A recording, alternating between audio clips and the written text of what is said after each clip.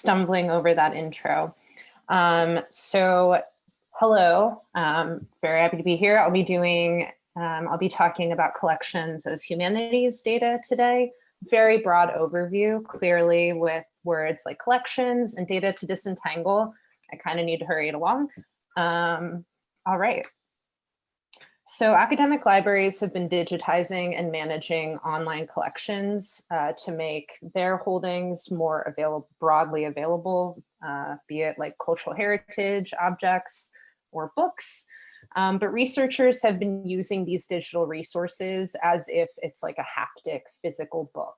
So even though it's a digital resource with all of the interesting nuances and possibilities, people are sort of just often reading it as if it was a book on their screen. So collections as data sort of hopes to disrupt that and really reinvigorate the digital in the digitized object.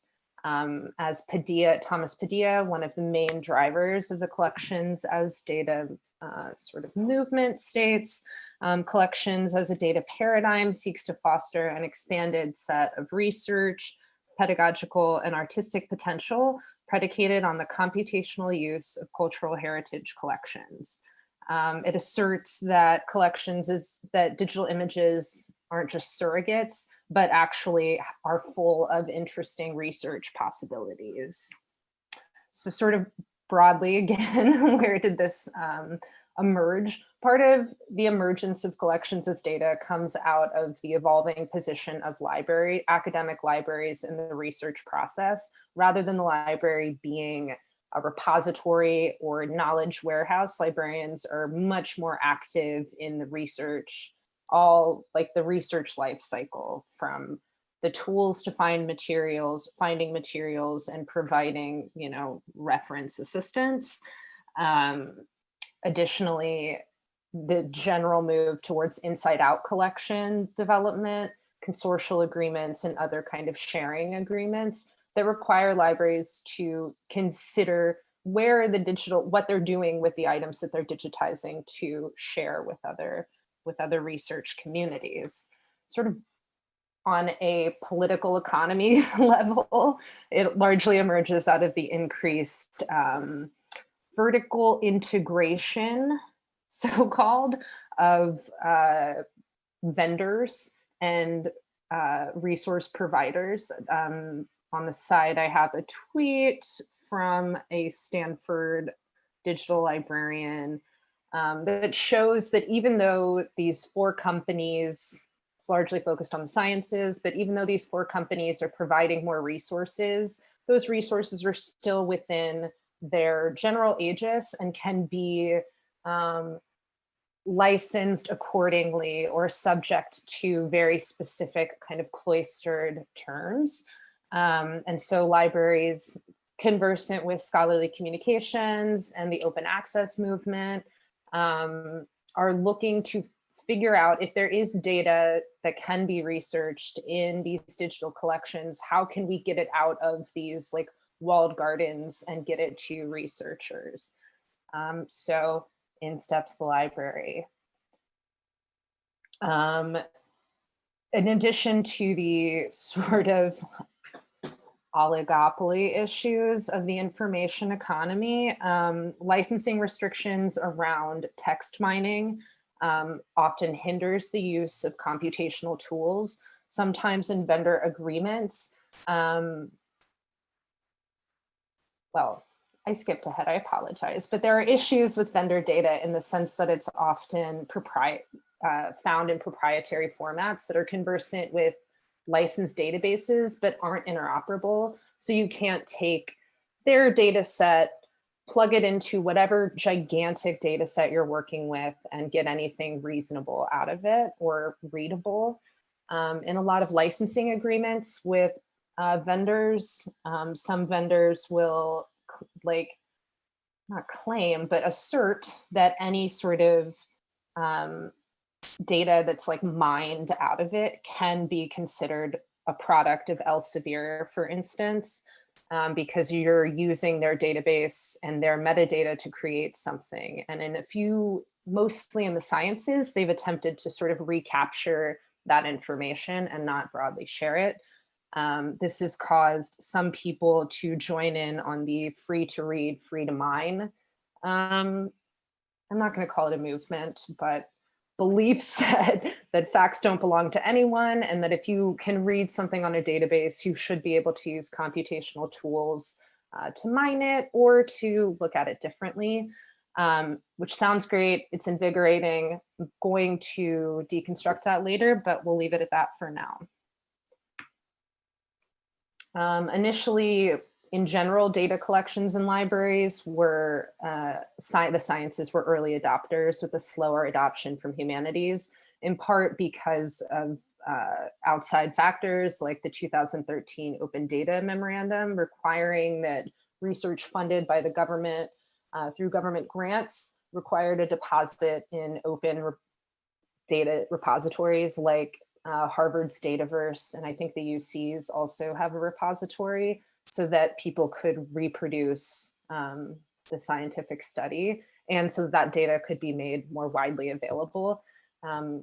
It's also just a disciplinary situation with empiricism really being a central part of the sciences and needing that kind of data to have any scientific conversation. But humanities obviously is a bit different. It's a humanist study with a methodological emphasis on interpretation that looks to question and decenter the context of whatever is being studied.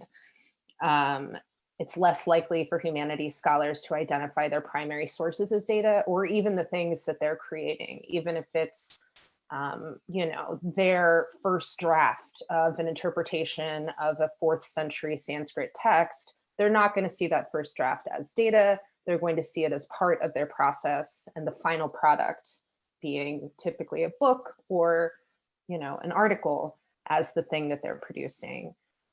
Digital humanities is doing a little to disrupt this process, but it can't be the single driver, often because digital humanities is grant funded versus institutional funding that libraries can get. Data for the humanities is a bit different than scientific data in the sense that it requires layers of interpretable information, not just a layer of numbers. You have to be able to really plumb the depths of this data to be able to read it forwards, backwards, sideways, however you choose, in order to really get into the interpretive work of a humanities scholar. So let's get meta and think about what libraries can do to support collections as data. Part of this involves a reframing of library work. We all know this, or we should know this, but the books don't just show up on the shelves organized. Our catalog just doesn't appear perfectly organized, and data itself doesn't come to the library as a structured thing. There's people's hands, there's librarians' work throughout the library, and without that kind of labor, it wouldn't exist. This has happened since the beginning of the libraries. On my left, I hope it's your left too, there's a 15th century manuscript from the Netherlands. It's part of a digital humanities project where this lady took a densometer to measure book use on these medieval manuscripts and apotropaic prayer books.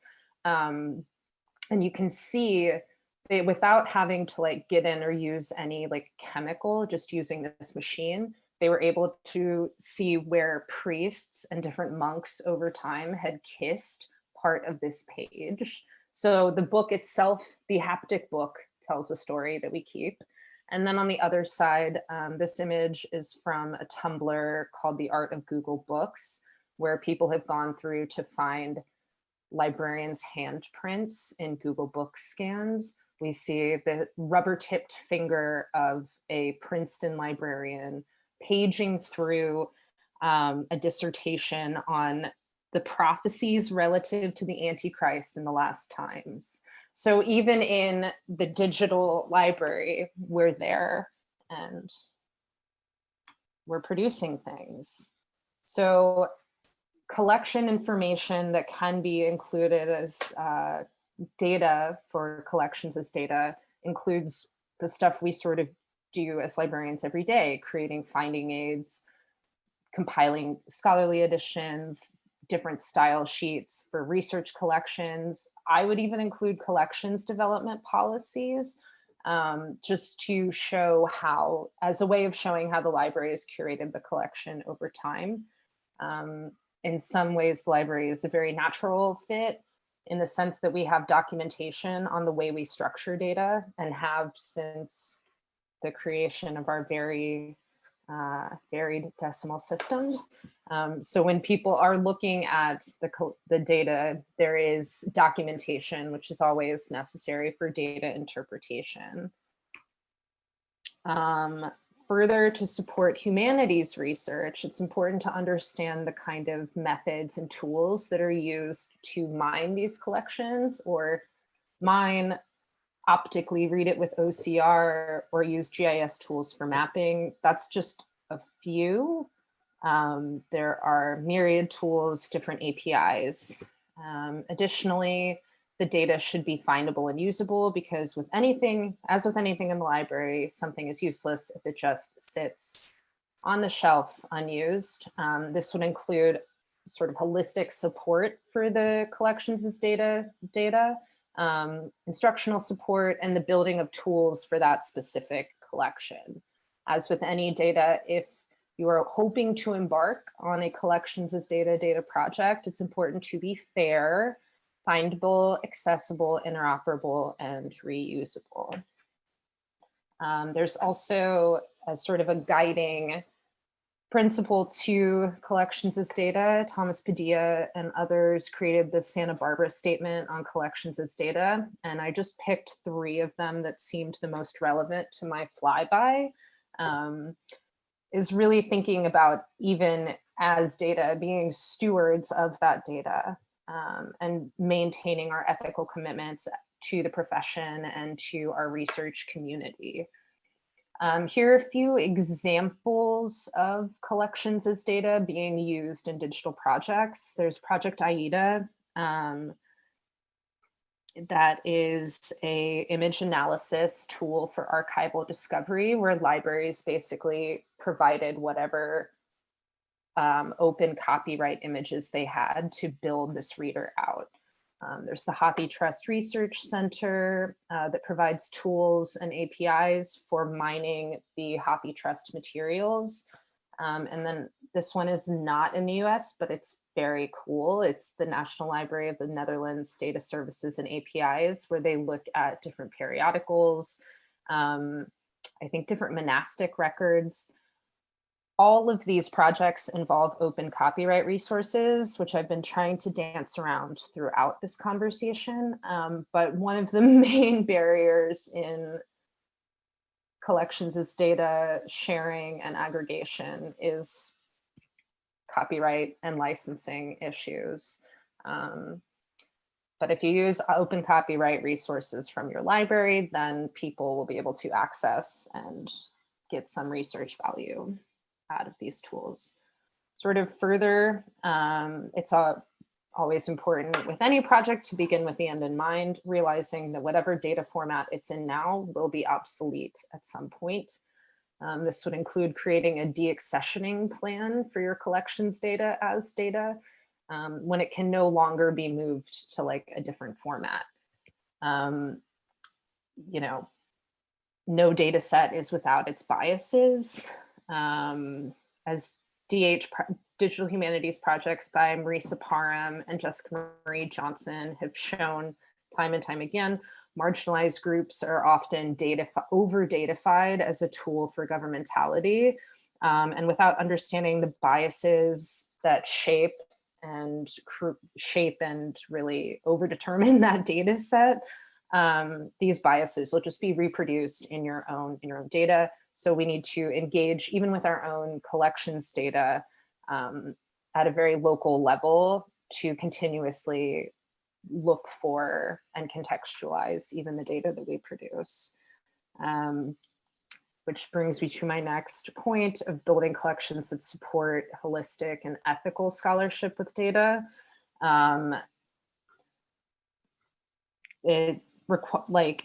part of this is pushing against the free to read, free to mine idea that I mentioned earlier. There are a lot of communities that have been affected by like over datafied practices. And it's important to, when turning a collection into data, to think about the way that you're, what you're presenting to be mined.